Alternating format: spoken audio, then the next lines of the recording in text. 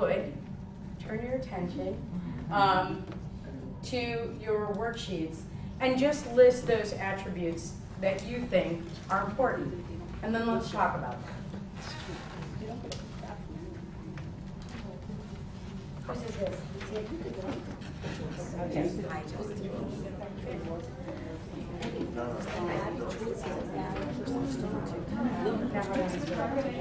Get in touch with your feminine. And after you do that, again, remember, turn it inward. How does this relate to you? Because we can talk about it, but it's very different to reflect then, and how am I contributing to this? You mentioned I have to raise 3 boys, and I have to raise them to be the men that I think will not have this paradigm or mentality. I don't want them to have that. So then what do? So if those are... Oh, see, and this is where I'm saying, see, we can say another, oh, I see what they're doing. But This every is part message of my this boys get from TV, movies, As parents, it's we can't do disgusting. that. Is that fair though? How long do you make the cycle turn again? Well, it wasn't my responsibility, it was the media and what they set out. And you said as white privileged males, they have a different set of circumstances. You don't think that minority women also feel like everybody has circumstances, right? So then how do we rate that? And this can be, this success, that might be for you. Oh, I've raised 3 men that I would be proud. And that I haven't killed. Huh? That I haven't killed, yes. I take that as a quote every day. That's hard. All right, so would anybody like to share their attributes? Risk taker. Perseverance. Risk taker and perseverance. So you're willing to take a risk and you're willing to keep sticking to it. Okay. Dana, I'd be interested to hear from you. What are the attributes that you Oh, you've taken your 3 minutes? No, it's funny because when we were talking, I said, why don't we get into the activity sooner than later? Because if each person were to speak 2 minutes, right? And they said, well, not everybody will talk. Right. So you can be the one who speaks. Right. Well, No, I'm I'll kidding. speak for Dan again because I think he's right. I mean, I think that issue of balance is important. I can't get past what Michelle's saying. And part of me just wants to like blow up this whole thing because it is, you're fighting a losing battle. I mean, With the male thing. Yeah, With my boys, you tell me. It's worse with a daughter. It's worse. Oh, I'm telling you. okay. It's worse. See, everybody's got it worse, Yeah, right, no, than the and other. it's like no matter how hard you try, like to try to get a young, a 7-year-old girl to think differently.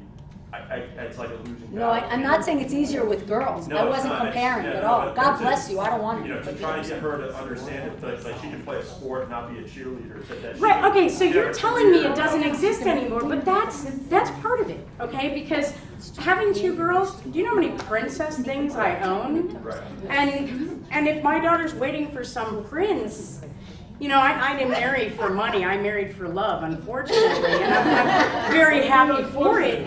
But that's part of it, is breaking down those perceived, here's where we're supposed to be. But every message mediated to them is against that. I'm telling you, you wake up, you sit with them, you watch these stupid movies that reinforce these stupid paradigms, and you try very hard to explain to a 16-year-old boy that that's not funny. And he's laughing his rear end off thinking this is funny, and try to change that. It's like climbing uphill backward blind. One of the problems with raising children, I think we've all made the same mistake. Sisyphus. It's exactly Today's standard, without recognizing the fact that these people have minds of their own and will continue on to their 50 for 60 years. So the training we're giving them today has to translate over that period of time. Yes. But it's not funny to you. Happens to be very funny to a 6-year-old because they're looking at the world from a different set of eyeglasses.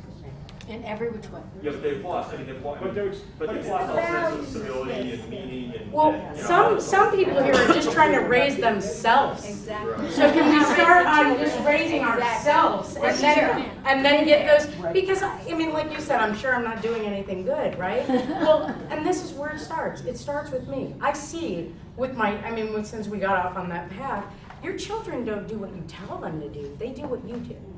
And so those things we hate that they do, it's because we hate that in ourselves. So we stop that. right? I notice I'm loud naturally. Is that a surprise to anyone here? I'm a naturally loud individual. My daughter was yelling. My eldest was yelling at the young one, and I said to my husband, you know, I gotta get her to stop doing that. And I could hear my voice escalating. So I went in there and I did, you know, the whole what everybody does. Stop yelling, right? And my husband looked at me and he said, so where do you think she gets that from, right? So again, how do we stop it? We start making a plan. So anybody want to share what attributes they found in others beyond Dr. Macrino? Independence. Independence. Hardworking. Hardworking. And that's a value, you know, what does that mean anymore, too? You know, and you'd hear people say, I'm reliable, I'm hardworking, and that changes, too. So what does that mean? We have to be able to define those things, right? What does that mean to you, hardworking?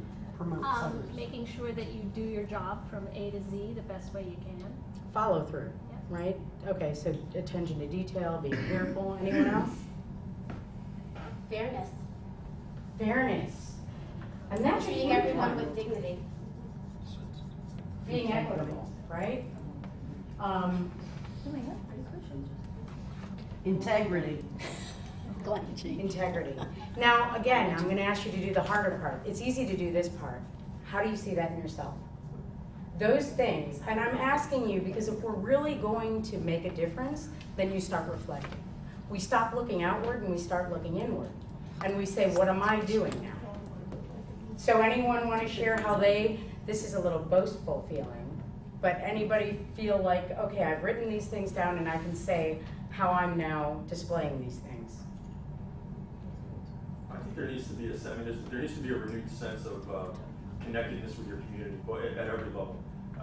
One thing that I do with both my kids, my daughter actually, it's like now it's become part of a routine. On the weekend, we will go in a small area and pick up trash. And the concept being that this is our town, or the right. community we live in. It's actually expanded. It used to be our street, and it was our housing development. Now it's like our city. So we go around Pembroke Pines, we'll steal on the side of the road, pick up trash on the weekend. And the mindset is, this is we own this. And if you're unhappy with it, then you need to go out there and create the change. And there are environmental pieces to it and that sort of thing. But that mentality is just lost. And Grace, my daughter, challenged her friends to do this, and they would look at her like she was why I have dance and I have karate and I have all these other things. No, why would I do that? And then I want to watch TV when I'm home. Well, I'm not giving up anything like that. No, I'm not making. Why would I do that? And if you talk to the kid directly, that's their mindset is no. I mean, why would I do? Why would I do that? Talking to them. You said something very key here. We go together and we do this. You don't say to her, go around the neighborhood and pick up trash. Right. How much of your time does that take, Dana? It takes a lot of my time. But Okay, but that's, and so you're living it. right. If she sees Daddy's not sitting on the couch and watching TV, he's not doing whatever, he's doing this. That's how we start to move the needle. Right. And that's why I say it's really important. It's very easy to say, yeah, the media, whatever, and I'm not saying that's not there. Because as I said, I have every princess variation of princesses you can think of, and it's there. It's beat into them. My daughter said to me the other day, I think I want to play football. And immediately I have the horror, more so of her getting hurt, and then the adversity of dealing with that. But, okay, Oprah Winfrey, but we started with Rosa Parks. That, not the same kind of success. Certainly not riches. I'm sure Rosa Parks would not stand here today and go, all the riches that I had that made me successful, it was taking that step. So, but she also did it too to help a group of individuals. Again, I wouldn't criticize Oprah either because I think that there are some admirable qualities that she has. However, I mean, I see her charitable work as token to some extent because she's about herself, and I'm not. That's her value. Don't worry, Oprah's not here, right. So she's not going to get offended. I'll take that money off her hands if she wants to get rid of it. But seriously, it's the difference between a Rosa Parks and Oprah. To me, it's like you can't even compare. I put Gandhi in the mix, Mother Teresa, and others who they recognize an injustice and are willing to make a literal self-sacrifice in order to fix that. I think that's gone, and I think there's some element of that needs to reside in all of us. I mean, to me, it's now totally antithetical. It's about me. It's about my own success. Regardless of what else happens, as long as I achieve that success. I think that's a good segue to barriers. Right. So the next, so you're saying one of the barriers, and you mentioned one might be what's expected, either in I the think media or one of the what's out barriers for there? women in particular, that from my experiences with women and myself, is ambivalence. Because, like, I grew up in the 80s where I was raised that I could accomplish anything I wanted. But at the same time, my role model was a woman who raised 3 kids, you know, as an immigrant parent. So, you know, to me, that I've always had that ambivalence about my role. I want to be successful at what I do, and I don't define success by money, because I wouldn't be here if that was the case. Not that I don't do well, but I'm saying you don't go into education as a field is what I mean. Not Nova specifically, but you don't become an educator because you want to make a lot of money.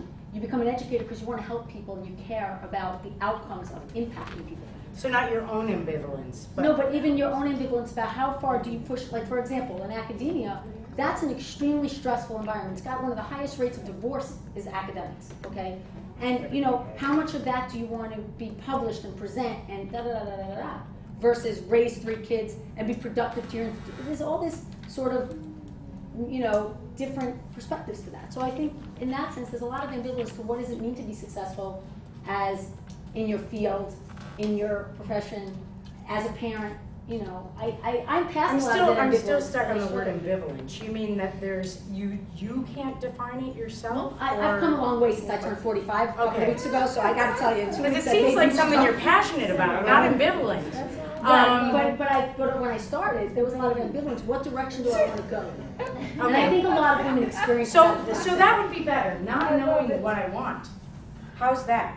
Okay, you could say. Not knowing what I want. Because that really, when we start, if you're looking at your own barriers, you know what you want, then it's how do I get there, right? So one barrier, and this is common, women, men, any walk of life, I can't get to the destination if I don't know where I'm going, right? So I think that would be a good one. Anyone? Just one comment, and that is, you know, we talk about knowing where you want to go and preparing yourself to get there, whether it's through your education, training, or whatever. But you know, you see today an expectation of, because I graduated from blah, blah, blah, I should be up here now. I would say that There's no of some earning. generations in There's general. no I mean, that you earning. feel this, Let me finish, please. There is no earning your way. okay, so that would be Okay, good. so there's an expectation that somebody owes me something right now. Okay, a sense of And that's entitlement. part That's of good. it. It's not a reality. But some people make it a reality because it happens. Right. Okay, so entitlement, and then I heard access to resources. Entitlement, exactly. Everything shouldn't be about money, but it's true. Access to resources does serve as an experience.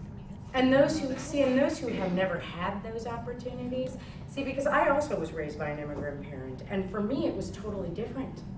It was a totally different paradigm that I looked at all I have. This person had nothing and they were able to do whatever. Look at all I have. If I can't do something, then what am I doing, right? Then there's really something wrong with me, right? If I don't. I would say another barrier is holding up people like Sheryl Sandberg and Facebook, or Marissa Mayer of Yahoo, who got to work from home on leave as a new parent and now makes a policy that no employees now can work at home. So scary, I right? mean, these are not the role models that women should So aspire to. a lack of role models, maybe would be a good And one. also that they were privileged, elite, went to elite institutions, not first generation higher education, first generation family in higher ed. But this, and Maureen Dowd says both of them are tone deaf to the average problems of American women. And I think that that's a value, that statement speaks volumes. But you need to kind of look past what Maureen Dowd is saying, because in her critique of Sheryl Sandberg, she totally overlooked the fact that the woman is from a middle class home here in Miami. Her parents didn't pay for her Harvard scholarship, or you know, just her education. She may have had a scholarship, and she might have been just like us, taking out loans. She went to public schools here in Dade County. And North Miami Beach. in North Miami Beach. And I understand what Maureen Dowd is saying, because as of now, she has everything in the laps of luxury. She can afford childcare for her children, but she still makes a point of going home at 5:30. And if you look at the Lean In website, have you had a chance to look at that yet? No. there are things that she does have to offer, at least for free, that you can take a look at, because she didn't start from where she is now. Is not the point from which she started.